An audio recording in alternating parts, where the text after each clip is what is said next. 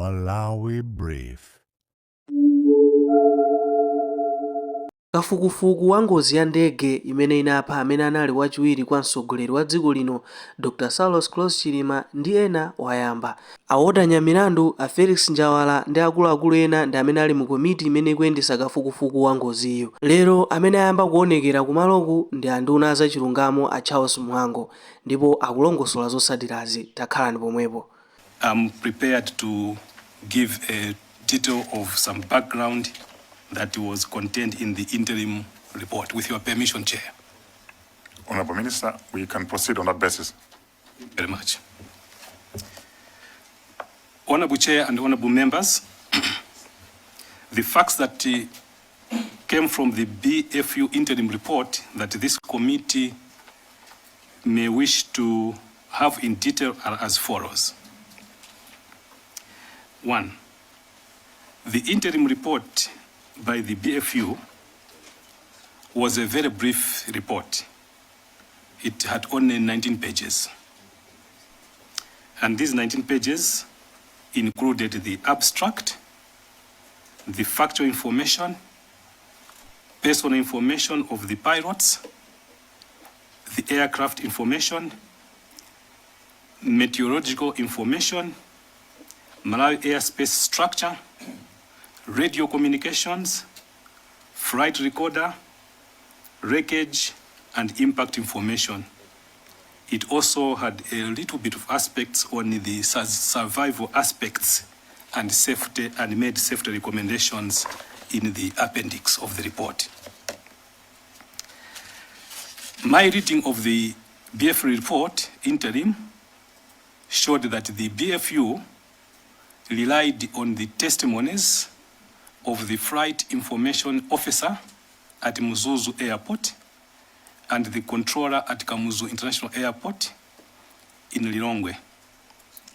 The BFU also used its own analysis of the GPS data, which was tracking the aircraft, to come up with its interim report. Let me mention that I'm referring to the GPS data as being the analysis deliberately. Why? Because as you will see or hear later on in the report, the aircraft did not have, according to the BF report, certain technical components that could track the aircraft in terms of the radar, cockpit voice recorder. Those things the aircraft didn't have, according to the BFU report. Therefore, the BFU relied on the GPS data to track the aircraft from Kia to the point of impact at 16 minutes past 10 hours on the 10th June 2024. Honorable Chairperson and members, as regards the aircraft information, the BFU interim report simply stated that the airplane had a certificate of registration by the Republic of Malawi and was operated by the Malawi Air Force. You can see that at page number 7 of the interim report. Let me say, Honorable Chair, that earlier on, your committee had requested me to finish to your committee the 3 reports, which I did. I hope your committee has had a look at these 3 reports. However, I have my raw reports with my notes here with me. But these ones contain my handwritten notes when I was reviewing those reports. But the clean ones I handed over to the committee much earlier. The interim report did not include the aspects of airworthiness of the aircraft. However, using the GPS data analysis, the BFU interim report gave a detailed history of the flight on the fateful day, especially after departing Kamuzu International Airport. The BFU report noted and recorded that the aircraft took off at 09:16 hours. 16 means past 9 in the morning. And it took off from runway number 14 at Kia. I want the committee to note the departure time. 16 minutes past 9 in the morning on 10th June 2024, and it departed from runway number 14. The BFU did not indicate the estimated time of arrival at the destination aerodrome at Muzuzu. However, it said that at 17 minutes past 9, the aircraft began a left-hand turn, and 2 minutes later, the aircraft ended in a northern direction turn. That was within a minute or two of its departure. According to the controller at Kia, the flight crew received clearance to, thus for communication, to FL90. But later, the flight crew requested to maintain 7,000 feet AMSL. These are technical terms, meaning the height above sea level. The GPS data showed that at 23 minutes past 9, the plane reached a cruising level of about 7,300 feet above sea level. It had been cleared to cruise at 7,000 feet above sea level, but at 23 minutes past 9, it reached 7,300 feet above the sea level. Those heights are very important later on as to what the plane will be doing. So please, members of the committee, take note of the heights. The flight crew informed the controller that they would reach reporting NASA at 9:23. That's where now they say, we are now level, we are now going straight. They call it reporting NASA in their technical. And the airport of destination approximately at 5 minutes past 10. So they were reporting that once they reach reporting NASA at 9:32, they would reach the destination airport, the aerodrome at Muzuzu, at 5 minutes past 10 in the morning on that morning. According to the GPS data, the airplane was flying north, and at 9:32 hours, it was 3 nautical miles west of West Point, NASA, at about 7,500 feet above sea level. 7,500 feet above sea level. At 9:37 hours, the airplane began to climb, and within 3 minutes, it reached about 8,600 feet above sea level. At about 9:44 hours, the airplane entered descent. At 9:50 hours, at about 1.5 nautical miles northwest of the village Fumbawowa, somewhere in Mzimba, Fumbawowa village, it began to deviate. It began to deviate from the direct course to the airport of destination by entering a left-hand turn.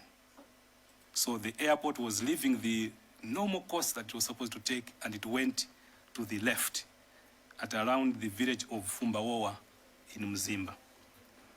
At 9:52 hours, during the left-hand turn, at about 5,500 feet above sea level. So you can actually see that now it's descending from around the 8,600, it's now around 5,500. feet, the airplane began to climb again. With a track of about 150 degrees, the left-hand turn ended, and the airplane turned right in western direction, and at 9:55 hours, it reached 8,100 feet above sea level. I want you to understand the maneuvers that are taking place there according to BFU. At 9:56, the aircraft flew a full left-hand turn, like going round and round, continued in a southwest direction, and at about 9:58 hours, it passed the settlement called Bokosi Kunga. 1 minute later, it began to turn right, and within 1 minute, it reached an eastern heading, then turned to a northeastern heading. The aircraft descended again to an altitude of about 5,400 feet, about 460 feet AGL. AGL means above the ground, not above sea level, but above ground level. So it went as low as 460 feet AGL. At approximately 2 nautical miles south of a wood industry plant in the forest, the airplane turned left in climb to the north. Between 6 minutes past 10 and 9 minutes past 10, about 3 nautical miles northwest of Chikangawa city, the aircraft flew full left turns, not just one, full left turns, with a radius of about 600 meters. And while doing so, it was between 500 feet and 200 feet above ground level. 500 feet and 200 feet above ground level. In my understanding, my layman's understanding, it came very close to the ground. At about 9 minutes past 10, the airplane continued the flight with various headings in the northeastern direction, and then descended to 185 feet above ground level, below 200, 185 feet above ground level, and then began to climb again. At about 12 minutes past 10, mark that time, 12 minutes past 10, the airplane was about 25 nautical miles southwest of Muzuzu Airport, at about 7,000 feet above sea level, which is now about 1,500 feet above ground level. It has gone up again. 2 minutes later, it reached about 2,200 feet above ground level. Then it turned in a northern direction and descended again. At about 15 minutes past 10, quarter past 10, the airplane turned left in a northwest direction. Finally, it had a track of about 284 degrees, and at 16 minutes past 10, the airplane impacted the ground. I repeat, finally, it had a track of about 284 degrees, and at 16 minutes past 10, the airplane impacted the ground. The interim BFU report did not make any findings as to why the pilots deviated from the direct course to the airport of destination. However, it was the flight information officer at Muzuzu Airport who told the BFU that since the flight crew had not reported in about 9:50 hours, he contacted them by radio to no avail. And 5 minutes later, he tried again, but both attempts failed. At 10:05, the flight information officer at Mzuzu called the Lilongwe Air Control Center to have the estimated arrival time of the airplane confirmed again. At 12:10, the flight crew had then reported in on the Mzuzu Tower frequency and informed the Air Control Information Officer that they were 20 nautical miles away and intended an approach from the north.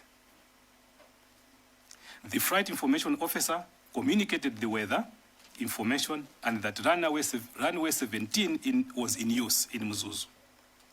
He also informed them about his observation that the east, south, and west of the airport visibility was about 5 kilometers. The flight crew had wanted to fly towards Ekwendeni to see if the weather conditions were better there. At 10:17, he had contacted the flight crew by radio to find out about their attitude, but he did not receive any answer. Mind you, by 10:16, the aircraft had impacted the ground, and the controller was calling them at 10:17, and there was no answer. It should be observed that the flight was supposed to land at Mzuzu at about 10:02. It had about 45 minutes to get to Mzuzu, so it was supposed to land at 10:02. You can confirm this information at page number 25 of the Commission of Report Inquiry said by the former President, His Excellency, Dr. Chakwera. It was 10 minutes after the estimated time of arrival that the Flight Information Officer at Mzuzu claimed to have last contacted the flight at 10:12. What I was observing there is that the aircraft should have touched down in Mzuzu at 10:02. The information officer is contacting them at 10:12, 10 minutes away from the touchdown time. I hope you are observing that one.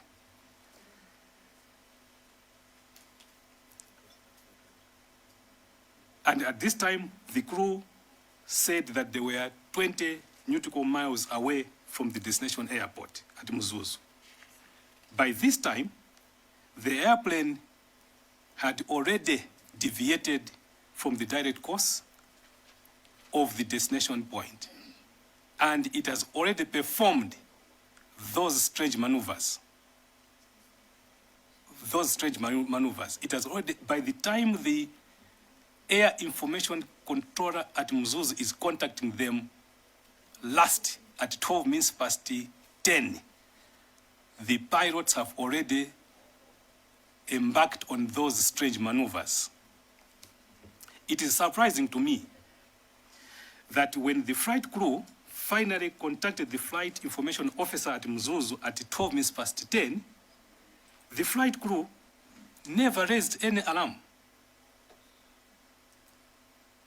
about what they were going through in their approach to Mzuzu, as if everything on that flight was just normal. They just tell the flight controller that, no, we are trying to enter from Mzuzu. They are not raising any alarm. So the BFU had also asked the German meteorological service provider to compile a meteorological expert opinion concerning the weather conditions along the flight path, and in particular in the area of the accident site.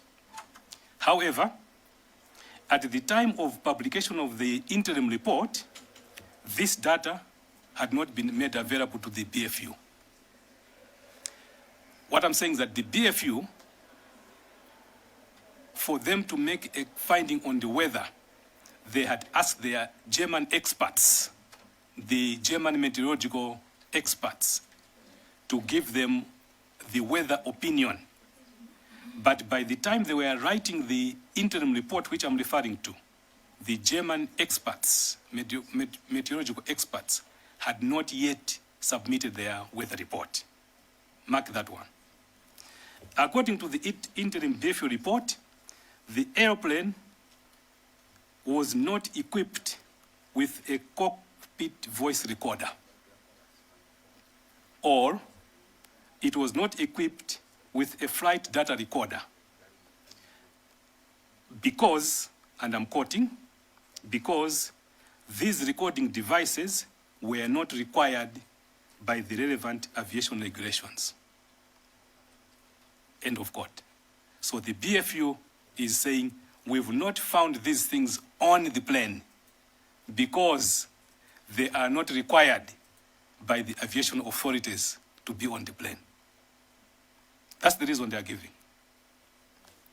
In the interim report, BFU did not state whether or not these recording devices were never fitted at all on this aircraft at procurement, or that they were removed afterwards.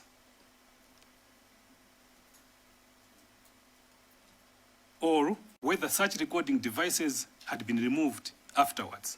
And if so, when were the recording devices removed from this aircraft? The BFU simply stated that, and I quote, these recording devices were not required by the relevant aviation regulations, end of quote. The interim report, Honorable Chair, further stated that Air Navigation Service in Lilongwe had no recorded radar data of the two flights on the day of the accident. The two flights, they are referring to the flight in the morning that departed Mzuzu, because it had gone to Mzuzu the previous night to leave the remains of late Raf Kasambara, and it spent a night there.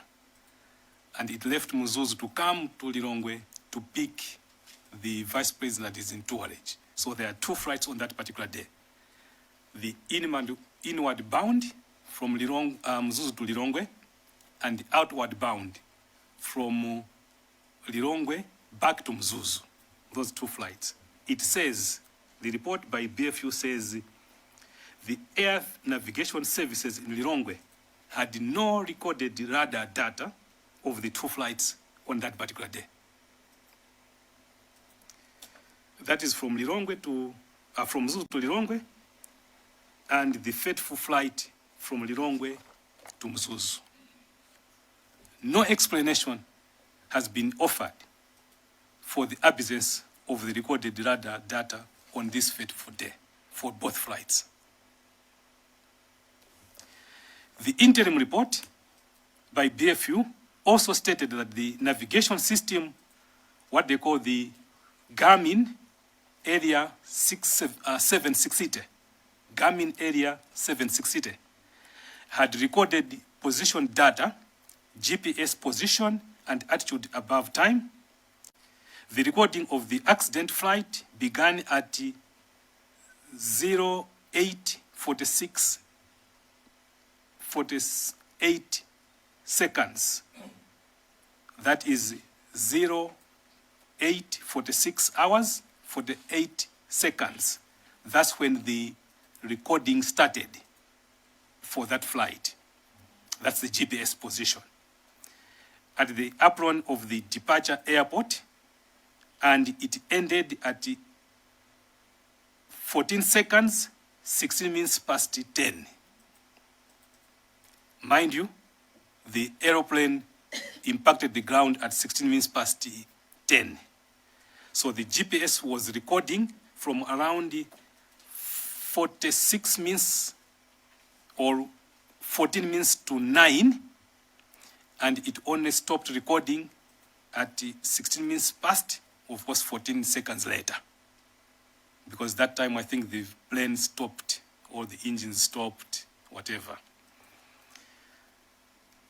And the stopping time was or placed within the vicinity of the accident site. So the data, the radar, the GPS data picked the plane all the way to the vicinity of the crash at around 16 minutes past 10 for the 14 seconds later. And the GPS automatically switched off at 2:45 in the afternoon on that day. It completely switched off. The interim report by BFU also reported that a day after the accident, search and rescue personnel recovered bodies of the deceased passengers and crew from the wreckage site, and that in doing so, wreckage parts were moved from their original positions. The accident site was only cordoned off and secured after recovering the deceased bodies. This is a matter of importance, because when there's wreckage, it's supposed to be cordoned off. But the BF report says by the time they were cordoning off, pieces of the wreckage had been moved to secure the bodies of the deceased persons and crew. The interim BFU report also stated that the accident site was located about 34 kilometers, which is about 18 nautical miles southwest of the arrival point in Chikangawa forest in Nkata Bay district in northern Malawi. The airplane crashed into the slope of a hill and about 2 kilometers east of a highway M1 road, and about 700 meters south of a settlement.